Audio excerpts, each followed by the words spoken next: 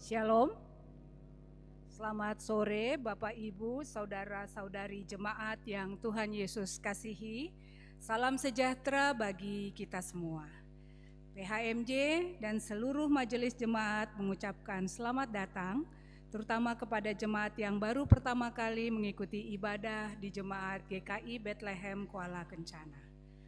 Apabila Bapak Ibu Saudara-saudari akan menetap di Kuala Kencana dan ingin mendapatkan pelayanan khusus atau mendaftar sebagai anggota jemaat GKI Bethlehem Kuala Kencana, dipersilahkan menghubungi majelis setempat. Bagi jemaat yang akan menjalani cuti, disampaikan selamat menjalani cuti, dan bagi warga jemaat yang telah kembali dari cuti, disampaikan selamat datang dan selamat menjalankan tugas dan kerja.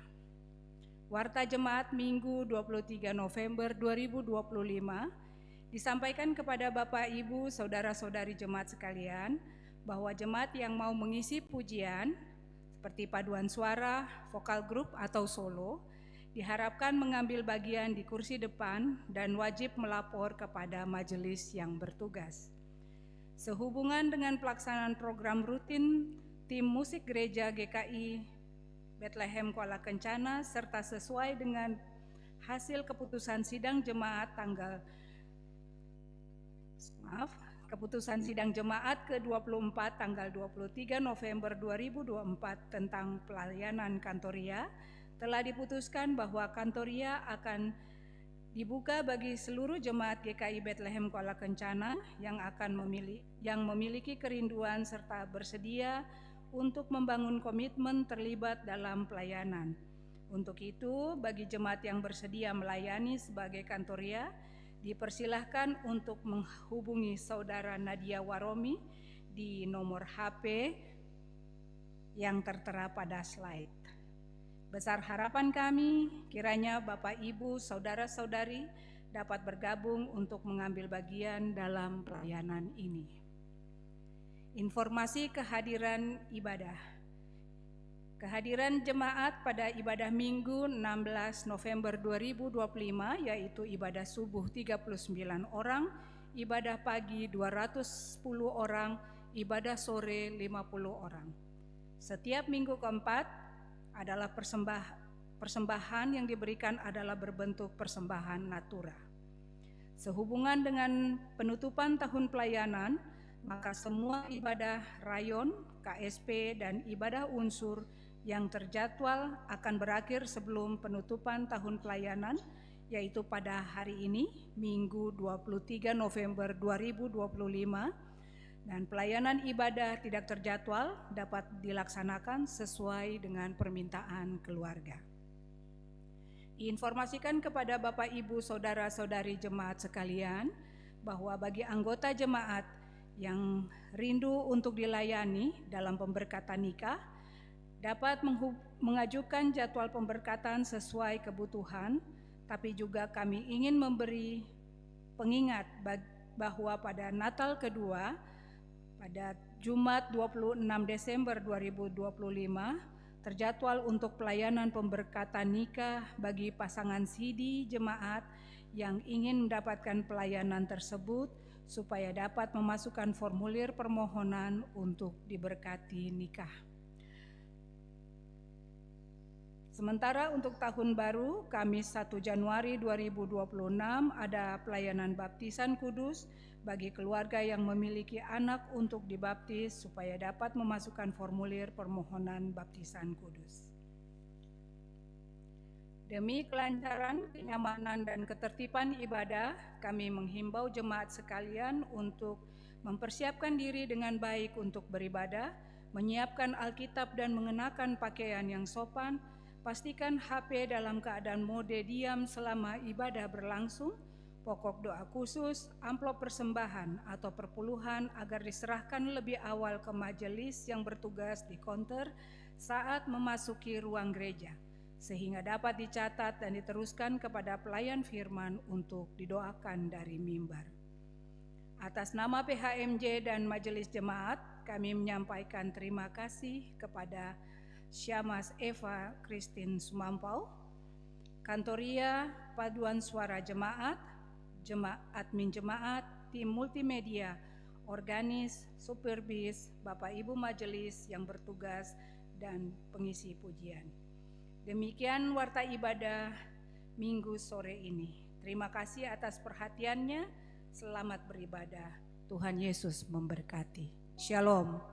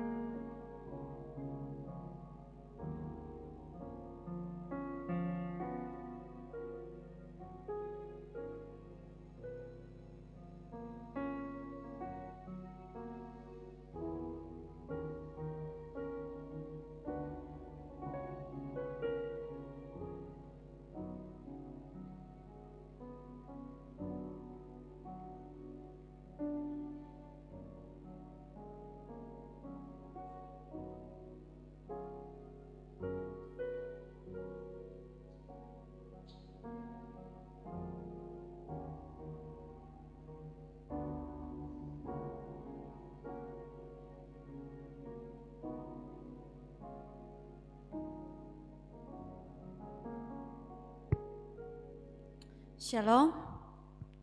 Puji Tuhan, Tuhan beri semangat baik kita lagi untuk beribadah di saat sore hari ini. Bapak Ibu yang terkasih, dipersilakan untuk berdiri untuk memulai ibadah kita di saat sore hari ini. Dan kita hendak memuji nama Tuhan dengan bernyanyi dari nyanyian rohani 9 pada bait yang pertama dan ketiga.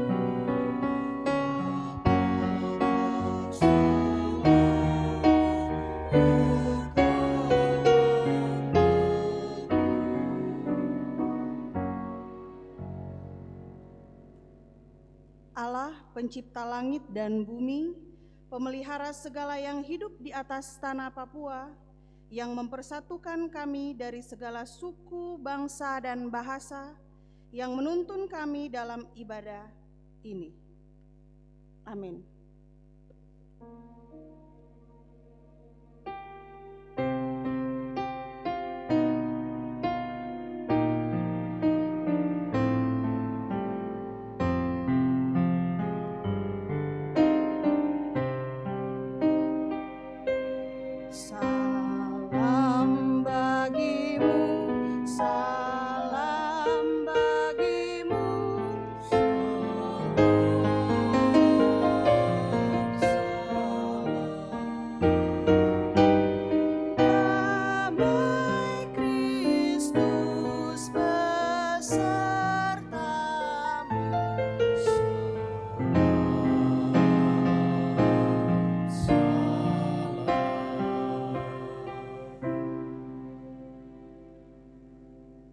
Nyanyikan nyanyian rohani 6 ayat 1, dengarlah Allahmu esa.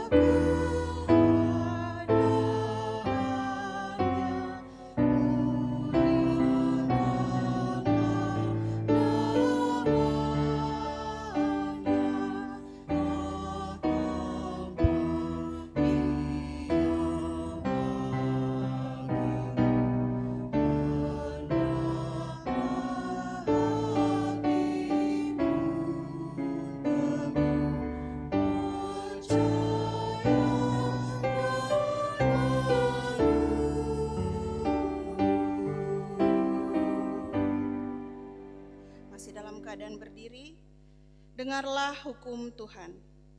Kasihilah Tuhan Allahmu dengan segenap hatimu dan dengan segenap jiwamu dan dengan segenap akal budimu.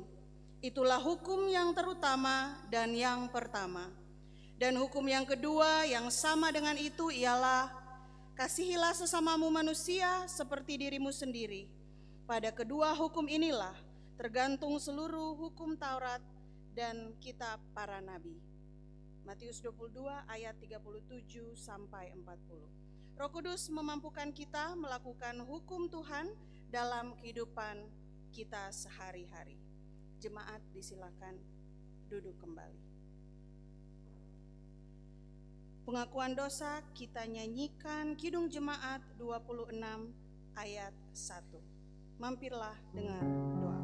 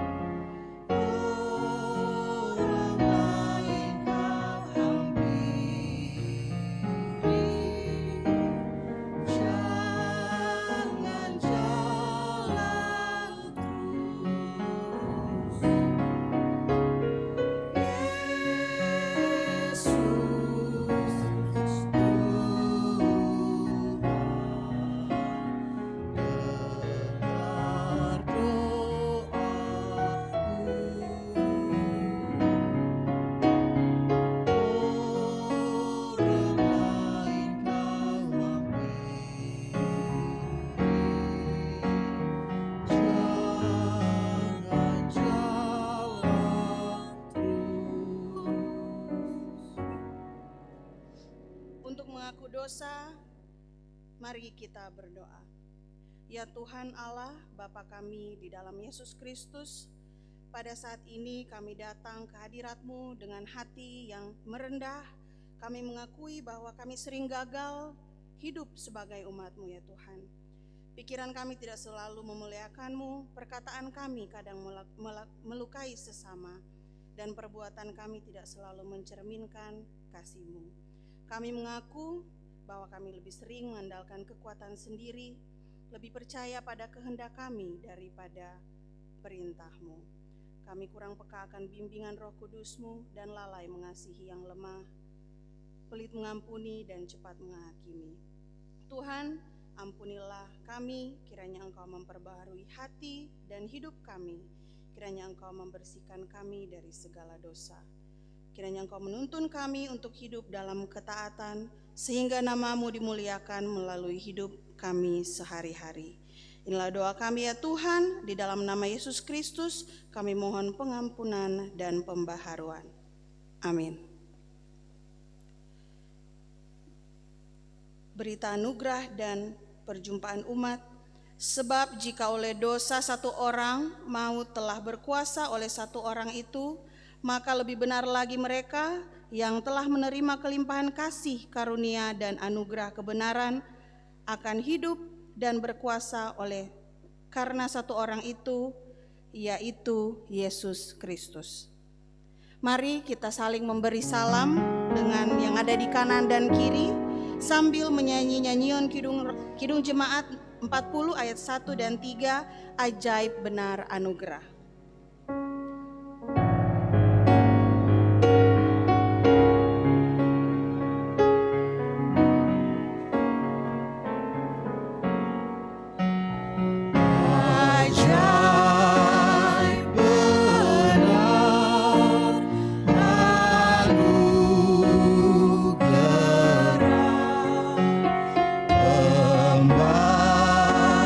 Membarui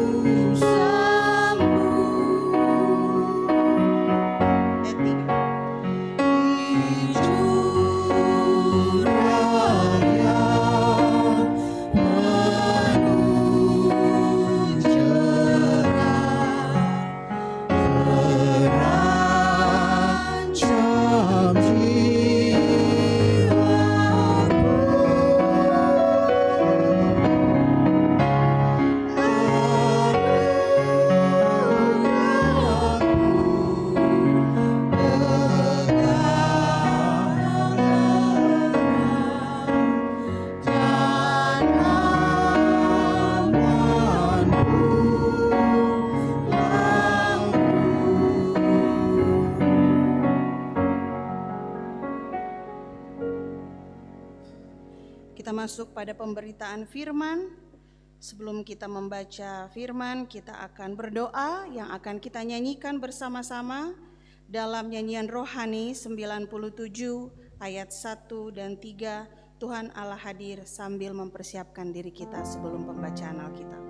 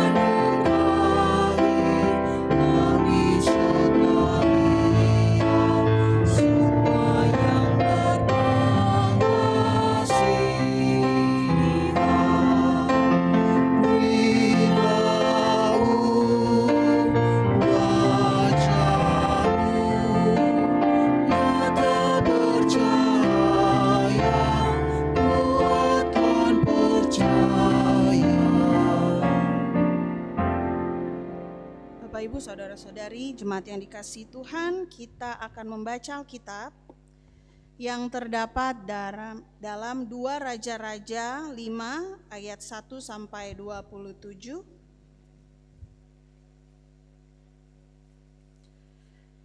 Terdapat dalam 2 Raja-Raja 5 ayat 1 sampai 27 yang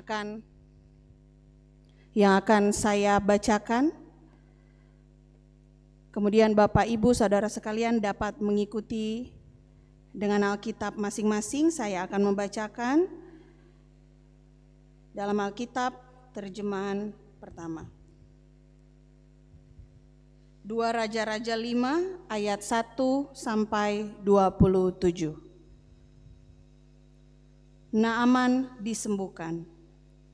Naaman, Panglima Raja Aram, adalah seorang terpandang di hadapan tuannya dan sangat disayangi, sebab oleh dia Tuhan telah memberikan kemenangan kepada orang Aram. Tetapi orang itu, seorang pahlawan tentara, sakit kusta. Orang Aram pernah keluar bergombolan dan membawa tertawan seorang anak perempuan dari negeri Israel. Ia menjadi pelayan pada istri Naaman. Berkatalah gadis itu kepada nyonyanya, "Sekiranya Tuhanku menghadap nabi yang di Samaria itu, maka tentulah nabi itu akan menyembuhkan dia dari penyakitnya." Lalu pergilah Naaman memberitahukan kepada tuannya. Katanya, "Begini-beginilah dikatakan oleh gadis yang dari negeri Israel itu." Maka jawab Raja Aram, "Baik, pergilah dan aku akan mengirim surat kepada Raja Israel."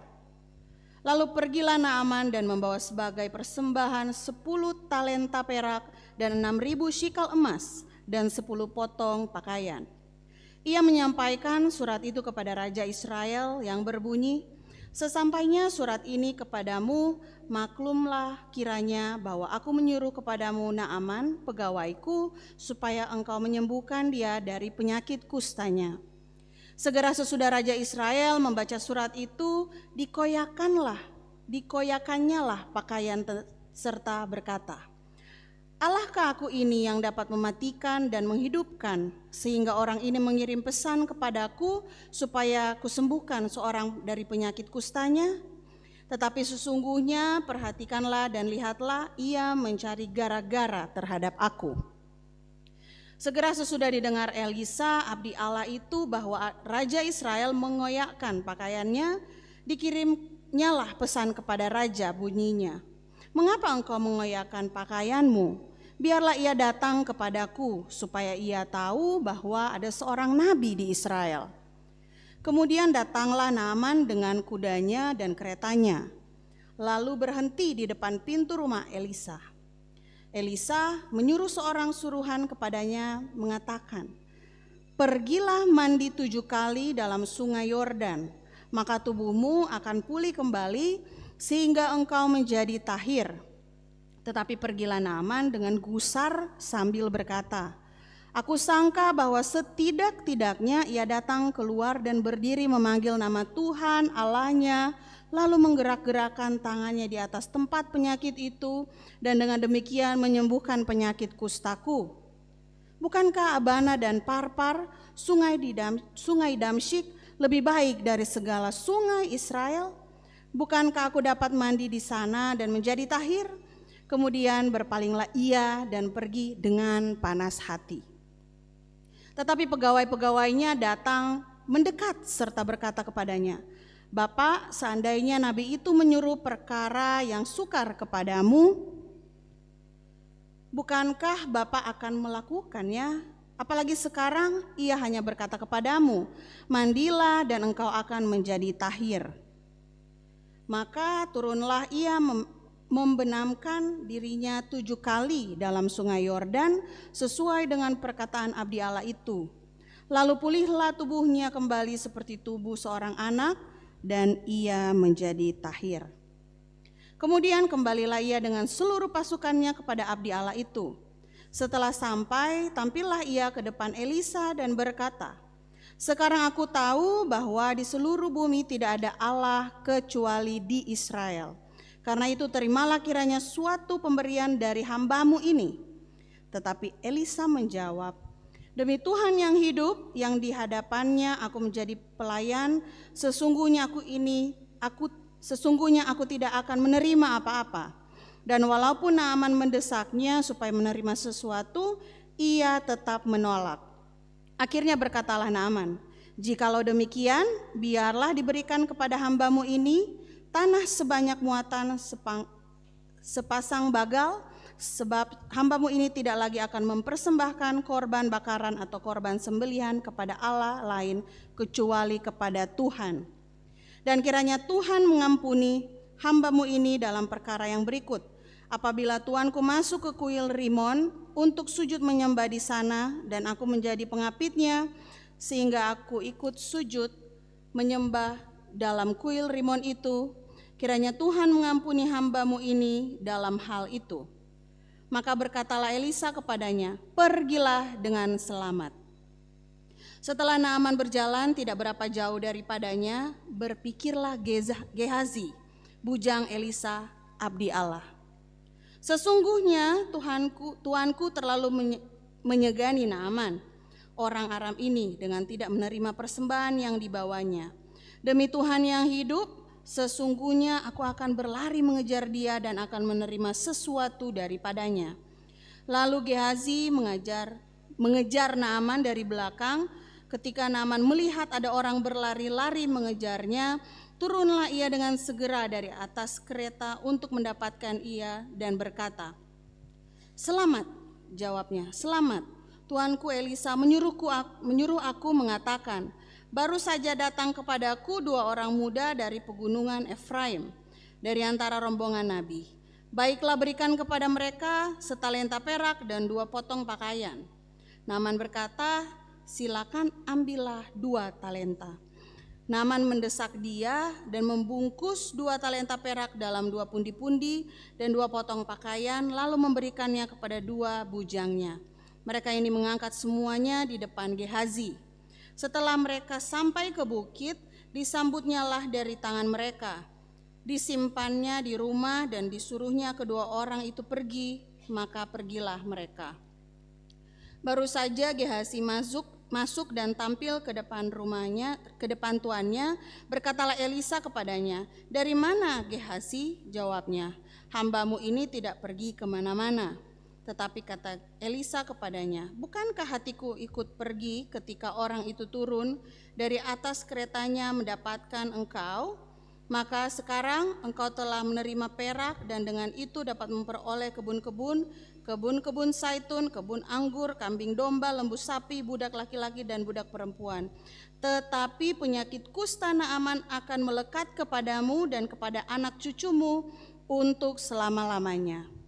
Maka keluarlah Gehazi dari depannya dengan kena kusta putih seperti salju.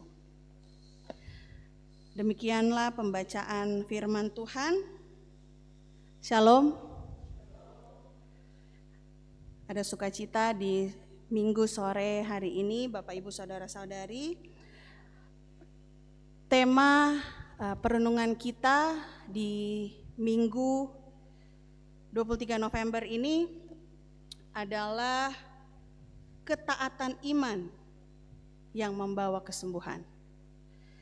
Ya, kita telah membaca kalau dalam Alkitab Perjanjian Lama, terjemahan yang saya pegang pertama, Naaman disembuhkan. Dalam kisah ini kita belajar bagaimana ketaatan dapat membawa kesembuhan ya.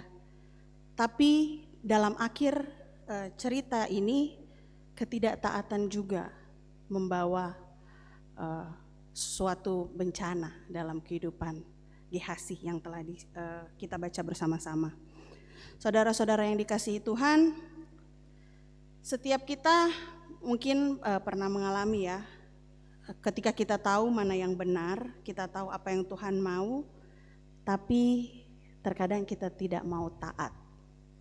Kita tidak mau ikut memilih untuk taat padahal kita tahu itu perintah Tuhan.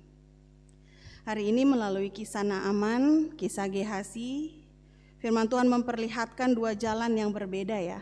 Ketaatan iman membawa kesembuhan. Kita juga belajar bahwa ketidaktaatan membawa kehancuran.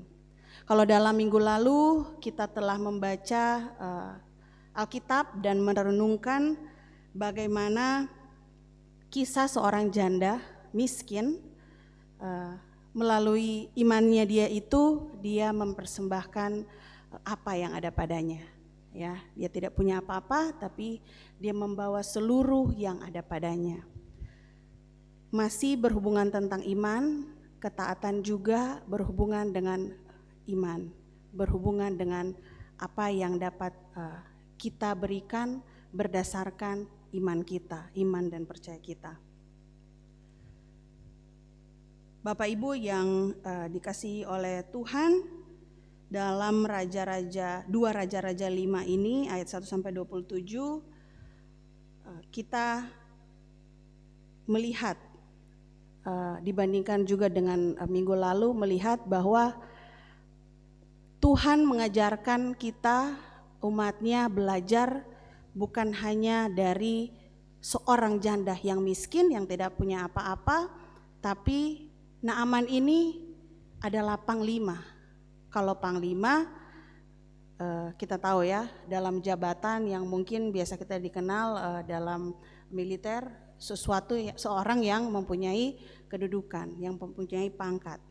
Dalam minggu lalu janda miskin tidak punya apa-apa, panglima pasti dia mempunyai jabatan, kekuasaan dan juga mempunyai harta yang melekat karena dia mempunyai kekuasaan tersebut. Sehingga kita mari kita belajar bersama-sama bahwa pesan Tuhan bisa lewat siapa saja, bisa lewat orang yang tidak punya apa-apa atau seseorang yang mempunyai kedudukan. Tuhan bekerja melalui hati yang rendah, yang taat dan berserah, sehingga kita akan belajar bersama-sama bahwa yang akan merubah kehidupan kita adalah apa? Adalah tindakan kita berdasarkan iman yang kita percaya. Bapak Ibu jemaat, kita diajak melihat perjalanan iman orang percaya tidak hanya berhenti pada memberi saja, tapi berlanjut pada ketaatan hidup setiap hari. Tuhan tidak hanya melihat persembahan kita sebagai bentuk persembahan fisik, tapi juga melihat hati kita. Saya undang Bapak Ibu untuk kita sama-sama belajar dalam firman Tuhan ini, dalam kitab Dua Raja-Raja ini. Kita lihat bersama dalam teologi sejarah, tujuan dalam penulisan Dua Raja ini yang pertama menegaskan mengapa Israel dan Yehuda mengalami kehancuran dan pembuangan. Hal ini terjadi karena umat berulang kali melanggar perjanjian. Mereka melakukan penyembahan berhala. Mereka tidak setia kepada perintah Tuhan. Kemudian pembacaan ini juga menunjukkan bahwa Tuhan tetap setia pada firman-Nya, baik dalam mendatangkan berkat bagi orang yang taat maupun hukumannya juga. Dia setia atas apa yang Dia firmankan. Selanjutnya firman Tuhan ini mengajarkan umat dalam pembuangan bahwa masih ada harapan dan pemulihan jika mereka bertobat. Selanjutnya dalam perikop ini juga mengontraskan raja yang setia dengan raja yang tidak setia. Ya mungkin raja yang setia pada waktu perjanjian lama mungkin sangat sedikit ya yang setia. Kemudian menegaskan juga peran Nabi Elisa sebagai suara Tuhan yang mengoreksi raja dan umat. Bapak Ibu, sebelum kita juga membahas ketaatan yang perlu kita contoh, kadang-kadang kita juga bertanya, kenapa sih atau apa sih yang membuat kita tidak taat? Apa yang membuat kita tidak dengar akan perintah Tuhan? Pada waktu Biston kemarin ada seorang majelis yang mengatakan karena egois, karena sifat keegoisan manusia. Bisa juga, karena kenapa? Karena ketika kita tidak taat, kita sering mau mengikuti cara kita sendiri, bukan cara yang Tuhan kehendaki. Karena mungkin kita mempunyai posisi, kita sudah biasa mendapat perintah langsung anak buah dengar. Tapi dengan pembacaan ini Tuhan mengajarkan kita untuk bagaimana kita taat akan cara Tuhan. Sesederhana pun kalau Tuhan sudah bilang itu cara Tuhan, itu cara Tuhan. Apalagi yang membuat kita tidak taat? Karena kita lebih mengikuti perasaan kita, bukan apa yang disampaikan oleh firman Tuhan. Karena kenapa kita tidak taat? Karena kita ingin hasil cepat, karena kita ingin hasil yang instan, bukan prosesnya. Kita tidak tahu prosesnya, tapi kita hanya ingin hasil. Karena kenapa kita tidak taat? Karena ada bagian dari hidup kita yang kita tidak serahkan, yang kita tidak berserah kepada Tuhan sepenuhnya. Mungkin ada dalam satu aspek kehidupan kita taat, tapi di sisi kehidupan kita tidak taat, tidak sepenuhnya. Kemudian kenapa kita tidak taat? Karena dunia juga menawarkan jalan yang lebih mudah atau jalan yang lebih menggiurkan. Karena kenapa kita tidak taat? Karena kita tidak dekat dengan Tuhan. Karena kita tidak mempunyai pengalaman iman yang langsung. Karena apa? Karena kita juga tidak dekat. Karena kita tidak mendekatkan diri dengan Tuhan. Karena juga apa? Karena kita tahu ketaatan itu butuh pengorbanan. Tidak ada mungkin yang merasa pengorbanan itu sesuatu yang senang ya dijalankan. Baik, kita masuk ke penjelasan Alkitab. Dalam ayat yang pertama kita melihat profil Naaman. Seperti yang tadi saya sampaikan, dia adalah panglima Aram, panglima seorang pahlawan yang gagah berani. Tapi dia pada saat itu menderita penyakit kusta, atau pada terjemahan kedua disebutkan penyakit kulit. Ayat ini menekankan bahwa Tuhan bekerja melampaui Israel, karena melalui Naaman Tuhan memberi kemenangan bagi Aram. Ayat yang kedua sampai yang ketiga menjelaskan tentang kesaksian seorang gadis kecil, seorang gadis tawanan yang melayani istri Naaman, ya, sehingga dalam kalau kita lihat cerita ini secara keseluruhan, ada seorang gadis kecil yang dipakai Tuhan untuk melengkapi cerita ini, sehingga tidak harus orang yang dalam usia tertentu yang dipakai Tuhan, siapa saja. Kalau dalam sidang jemaat kemarin ada golden old ya, bisa jadi orang-orang golden old ini juga dipakai Tuhan. Bukan hanya anak sekolah minggu, bukan hanya seseorang yang sudah cukup dewasa yang bisa kita yang Tuhan pakai, tapi semua orang bisa dipakai Tuhan. Kemudian pada ayat 4 sampai ke 7, pencarian Naaman yang salah arah. Ya, dia mengirim surat kepada Raja Israel. Raja Israel ketakutan dan salah memahami maksud tersebut. Karena jika mungkin Israel tidak bisa menyembuhkan Naaman, bisa perang ya. Kalau misalkan ini soalnya antara dua, Israel dan Naaman, Israel dan Aram, sehingga salah tangkap, salah kaprah mengenai surat yang dikirimkan. Sehingga fokus bagian ini adalah harapan kesembuhan datang dari Allah melalui nabinya, bukan melalui kekuasaan manusia. Kemudian kita bisa lihat dalam ayat 8 sampai ayat 14, perjumpaan Naaman dengan Elisa dan kesembuhannya. Ayat 8, Elisa meminta Raja Israel membawa Naaman kepadanya, agar Naaman mengetahui bahwa ada seorang nabi di Israel. Ia menegaskan kehadiran Allah di Israel dinyatakan melalui nabinya. Ayat 9 sampai 10, instruksi Elisa. Instruksi bahwa mandi ke sungai Yordan 7 kali. Dan ini menguji kerendahan iman Naaman. Ayat 11 sampai 12 apa? Reaksinya. Reaksi Naaman karena perintah Elisa mandi di sungai Yordan 7 kali. Tapi dia mengharapkan ritual yang spektakuler. Ya, mungkin kalau orang Manado bilang fui-fui, mesti dipakai segala macam doa-doa mungkin. Tapi dia hanya sederhana menyuruh Naaman mandi di sungai Yordan 7 kali. Dan Naaman merasa ini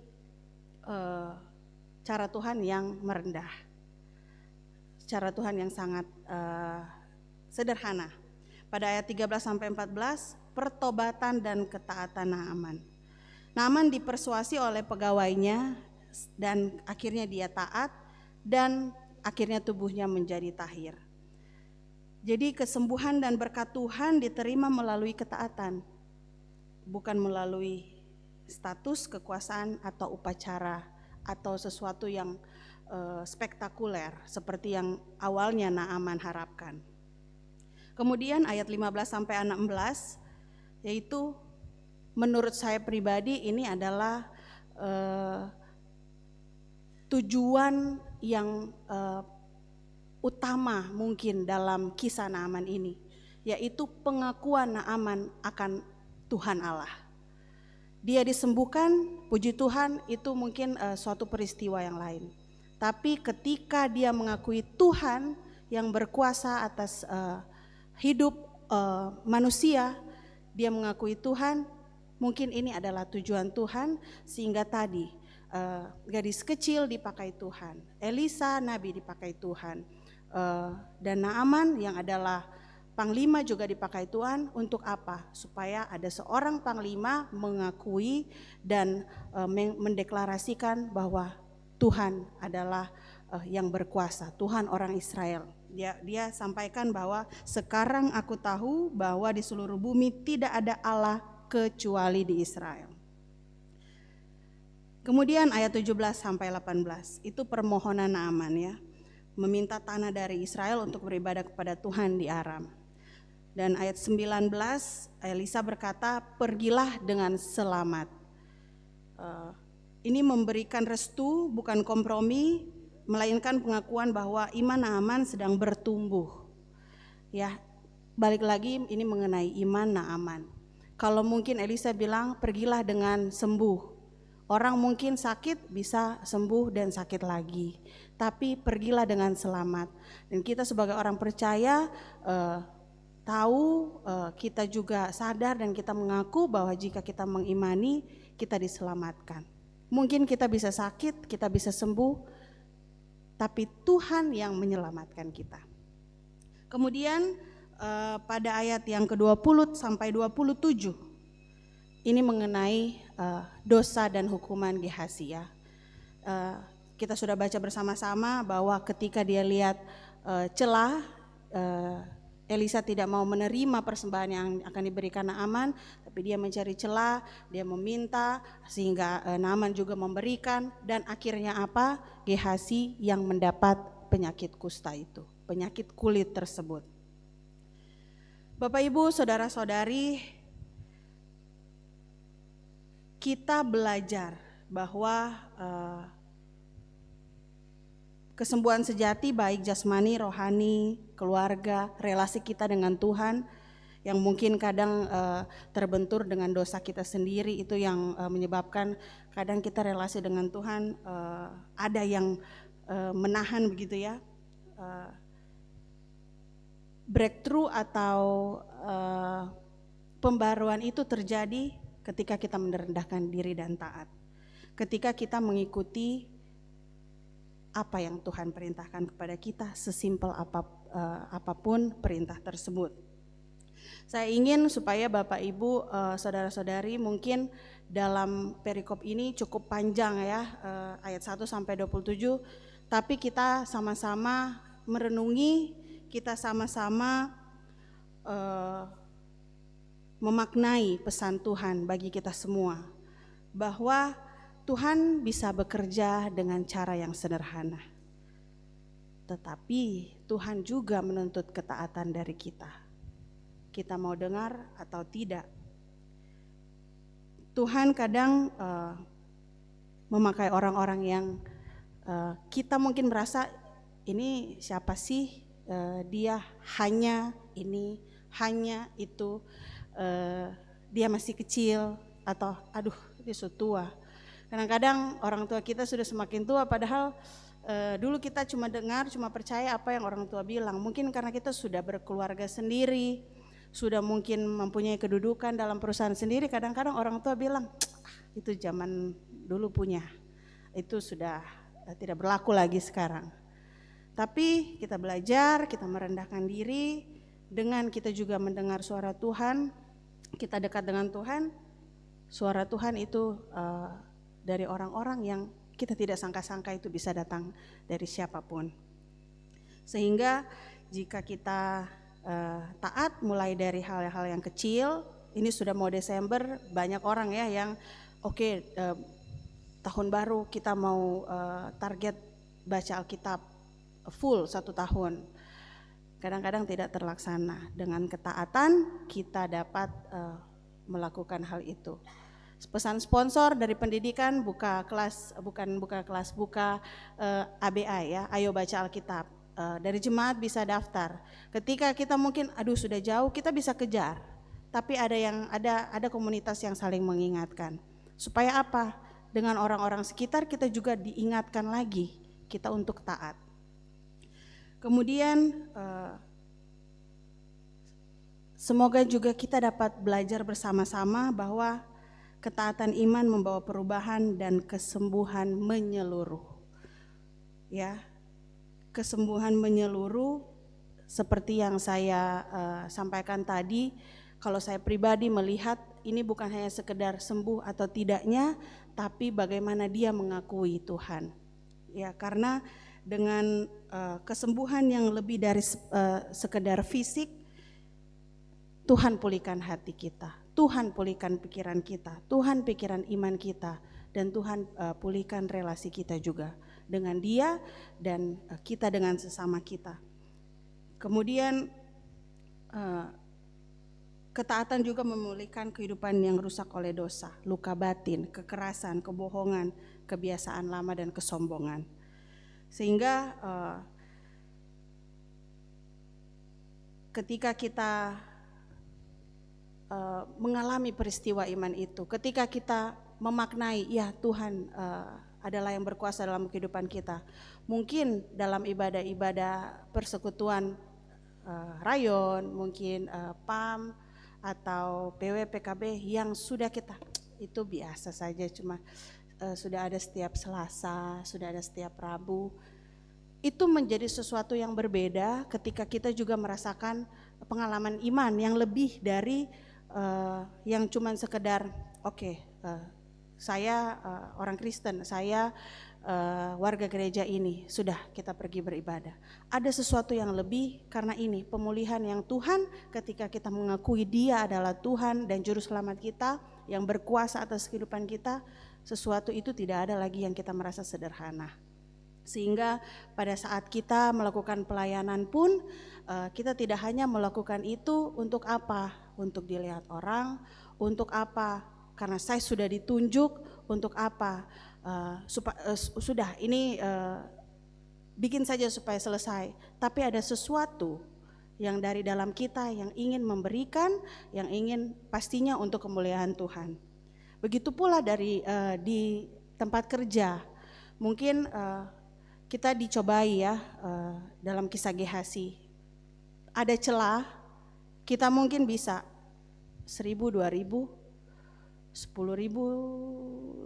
20.000, lama-lama 50.000, 100.000, kita tidak sadar ketaatan dari barang yang kecil itu membuat kita jatuh ke dosa yang lebih besar, sehingga kita sudah terlanjur berbuat dosa. Seperti Gehazi, dia sudah berbohong, Elisa juga tanya dari mana, dia juga berbohong. Tapi Elisa tahu, karena apa? Dia mau menutupi kebohongan-kebohongan yang sebelumnya. Sehingga kita buka hati, kita terima cara Tuhan bekerja dalam kehidupan kita, bukan cara kita bagaimana Tuhan bekerja. Terkait dengan ketaatan, kita belajar untuk berintegritas. Berintegritas, kita taat dengan apa yang Tuhan berikan kepada kita, seperti talenta Tuhan berikan satu, bukan hanya satu, tapi Tuhan memberikan satu talenta itu kita harus syukuri. Tuhan memberikan 2, memberikan 5, kalau juga kita tidak olah itu tidak jadi apa-apa. Di Alkitab 1 talenta dia merasa kenapa sih cuma 1? Banyak ya anak muda sekarang yang berhasil dengan toko mungkin jualan ya, jualan makanan-makanan yang jadi snack, tapi akhirnya sudah ke franchise, sudah ke waralaba yang besar. Sehingga ini juga kita bisa jadi contoh, jika kita setia, kita taat dalam perkara-perkara kecil, kita tidak harus langsung mau yang luar biasa, yang ya saya pasti yakin dan percaya ketika kita berjalan bersama Tuhan pasti ada saja ya yang Tuhan berikan kepada kita, tapi kita setia, besar kecil yang Tuhan berikan kepada kita, kita pakai itu untuk kemuliaan nama Tuhan. Mungkin yang punya talenta bisa menyanyi, punya talenta bisa alat musik, multimedia, dengan talenta masing-masing. Dengan demikian Tuhan yang menambahkan semua itu ke kita, Tuhan yang memberikan kita hikmat dan kebijaksanaan untuk kita gunakan untuk kemuliaan Tuhan. Sehingga sekali lagi dalam kisah Naaman ini kita belajar untuk taat dan kita belajar untuk berintegritas. Demikian firman Tuhan, kiranya Tuhan memberkati kita dalam memasuki minggu kerja yang baru. Amin.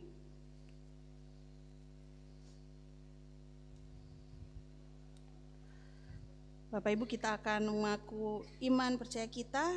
Saya undang jemaat untuk bangkit berdiri.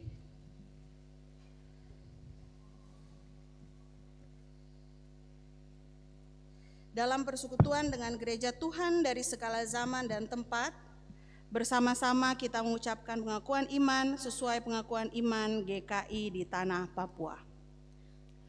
Aku percaya kepada Allah Bapa, pencipta langit dan bumi, pemelihara segala yang diciptakan dan yang menyediakan kehidupan kekal di dalam kerajaannya. Aku percaya kepada Yesus Kristus yang menebus dan menyelamatkan manusia dari dosa. Dalam kematian dan kebangkitannya, Dialah Tuhan dan Kepala Gereja yang memerintah Gereja Kristen Injili di tanah Papua dengan firman dan rohnya. Aku percaya kepada Roh Kudus yang membarui, memelihara, dan menuntun umatnya dalam kebenaran sampai kegenapan kerajaan Allah dalam kedatangan kembali Yesus Kristus. Aku mengaku bahwa Alkitab adalah firman Allah dan satu-satunya kesaksian tentang penyataan Allah. Aku mengaku bahwa Gereja Kristen Injili di tanah Papua adalah tubuh Kristus yang kudus dan am yang mempersatukan umat manusia menjadi satu persekutuan surgawi di bumi. Aku mengaku mengasihi Allah dan sesama manusia dengan segenap hati, jiwa, dan akal budi. Aku mengaku hidup kudus dan setia memberitakan Injil Kerajaan Allah di tanah Papua dan dunia. Aku mengaku mengusahakan dan memelihara tanah Papua sebagai alam ciptaan Allah bagi kesejahteraan, keadilan, dan kebahagiaan umat manusia. Kita nyanyikan nyanyian rohani 86 ayat 4. Jangan khawatir.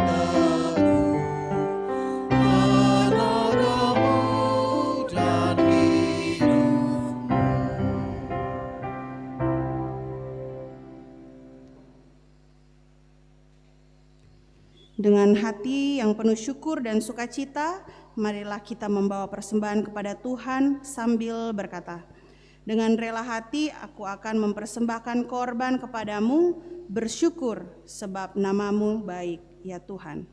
Mazmur 54 ayat 8. Kita nyanyikan Kidung Jemaat 450 1 sampai seterusnya sambil memberikan persembahan.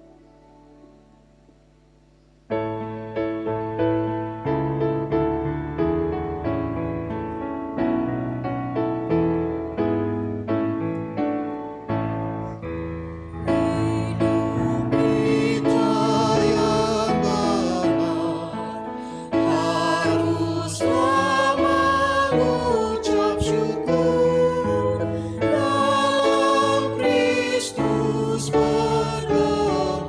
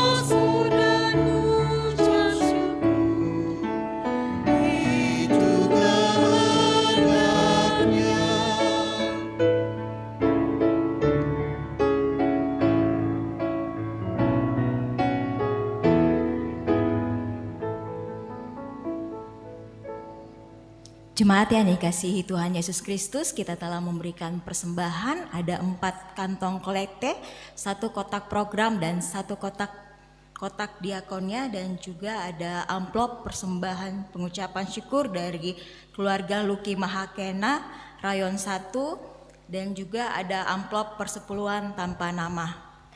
Kami mengucapkan banyak terima kasih kepada Bapak Ibu yang telah memberikan persembahan pada ibadah sore hari ini. Untuk doa persembahan akan disatukan dengan doa syafaat.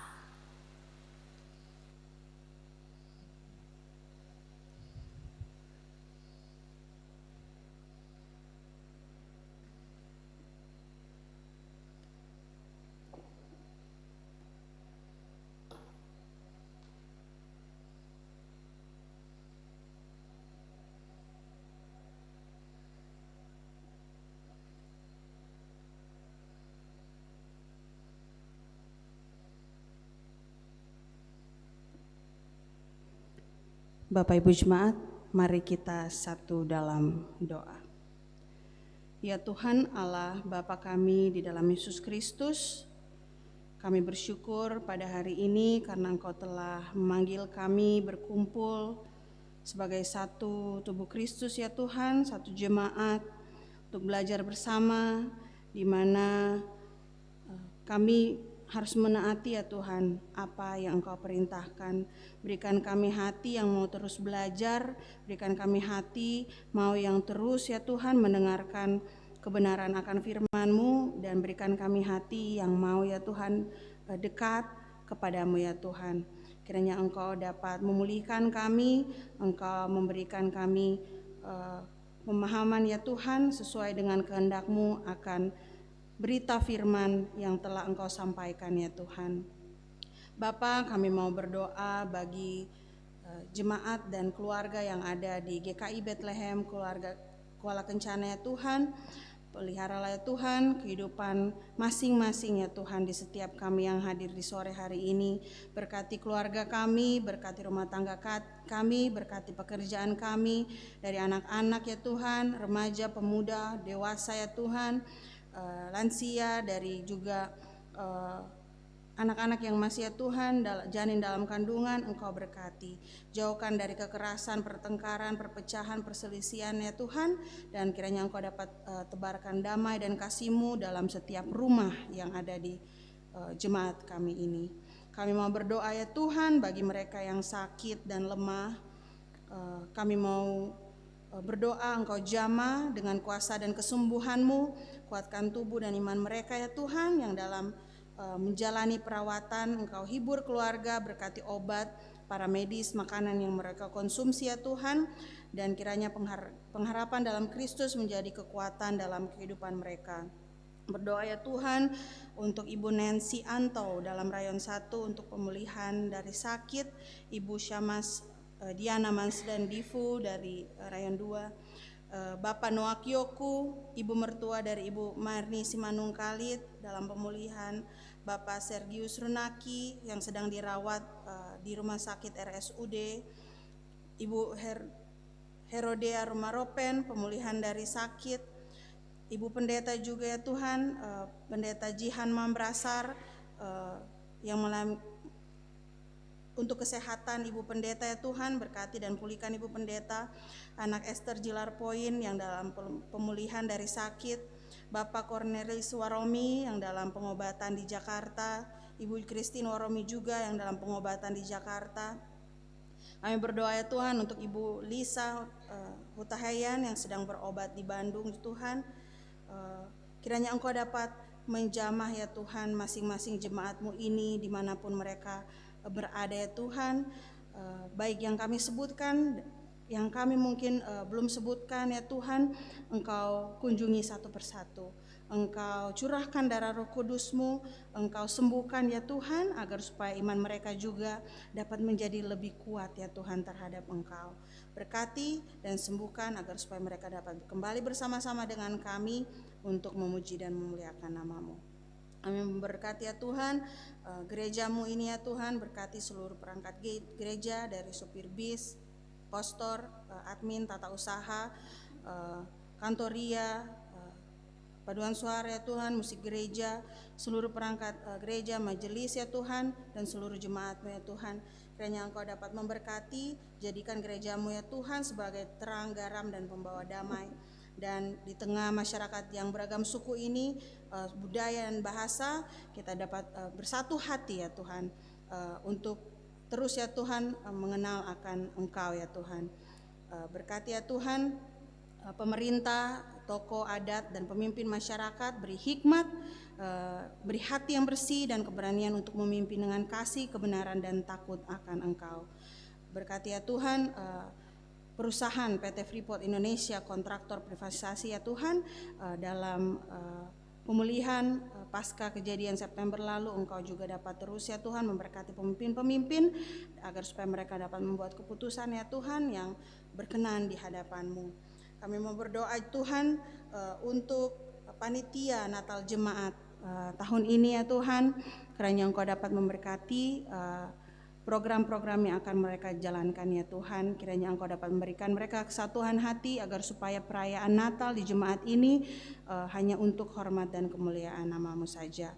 Berkati juga tim perumus panitia dan juga panitia sidang ke-25 yang telah dilaksanakan kemarin, apapun hasilnya ya Tuhan, kiranya itu semua ya Tuhan untuk ya Tuhan menyokong pelayanan, menyokongnya Tuhan pekerjaan pelayanan-Mu ya Tuhan sepanjang 2026 nanti, dan itu semua membawakan hasil yang juga berkenan di hadapan-Mu ya Tuhan. Kami berdoa juga untuk persembahan yang telah kami berikan ya Tuhan, kami telah berikan ya Tuhan dengan kesadaran bahwa semuanya itu berasal daripada-Mu. Kami hanya ingin mengembalikan sebagian kecil dengan kerelaan hati kami. Kiranya Engkau Tuhan dapat berkenan memakai persembahan ini untuk pelayanan jemaat, pengembalaan, pembangunan tubuh Kristus, kesaksian Injil di tanah Papua dan di gereja-Mu ini ya Tuhan. Pelayanan bagi mereka yang berkekurangan. Sucikan hati kami dalam memberi, ajarlah kami memberi dengan sukacita, syukur, dan kerendahan hati ya Tuhan.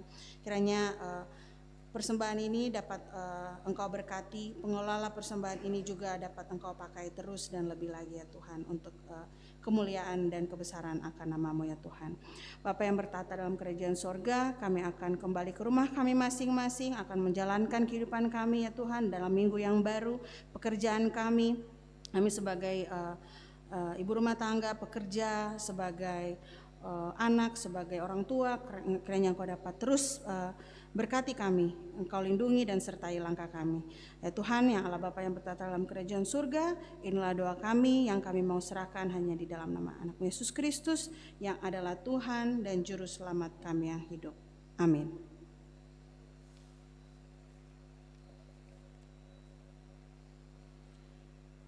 Bapak Ibu, kita akan nyanyikan nyanyian rohani 130 ayat 1 sampai 2. Ayat yang pertama dalam keadaan duduk, ayat yang kedua dalam keadaan berdiri. Dan ayat yang keempat setelah berkat. Setelah saat teduh.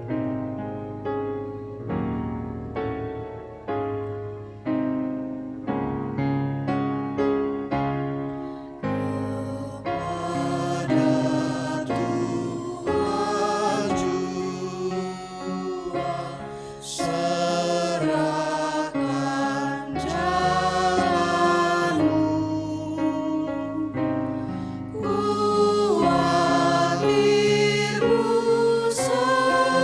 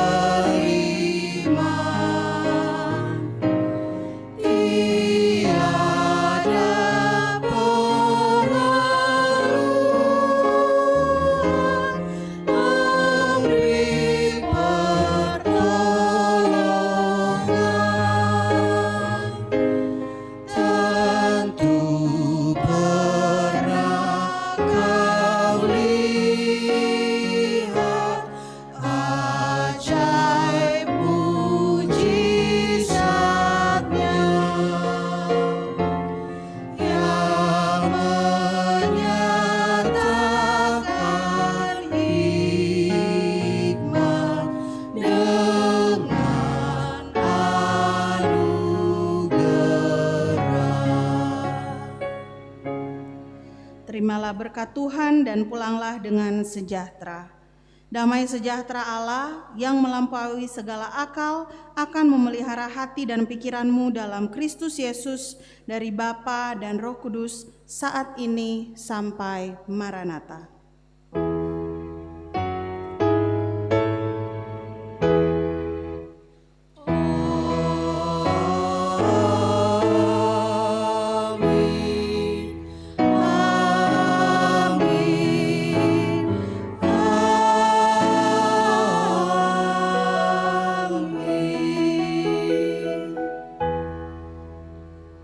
Selesai, jemaat disilakan duduk dan bersaat teduh.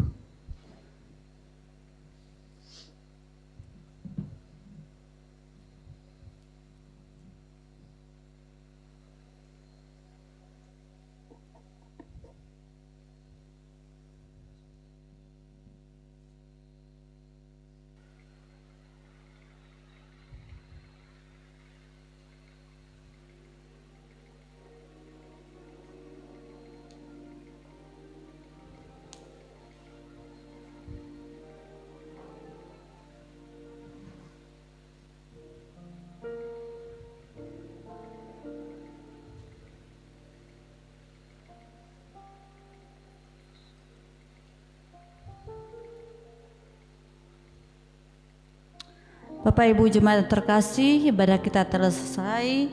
Jemaat dipersilakan untuk bangkit berdiri sambil berjabat tangan. Kita bernyanyi dari nyanyian rohani 123 pada ayat yang pertama. Hai bertepuk tangan.